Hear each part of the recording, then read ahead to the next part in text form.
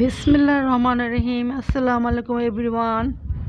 দেখতে পাচ্ছ এটা কি জ্যাকফ্রুট, কাঁঠাল। যদিও আমি খাই না, আমার কোনো লাইকিং না, তারপরেও দু একটা বছরের জিনিস, সিজনাল ফ্রুটস দু একটা খেতে হয়। শুকর আলহামদুলিল্লাহ, আমাদের সুবহানাল্লাহ তাআলা কত রকমের ফ্রুটস আমাদেরকে খেতে দিয়েছে। সুবহানাল্লাহ, সুবহানাল্লাহ, সুবহানাল্লাহ।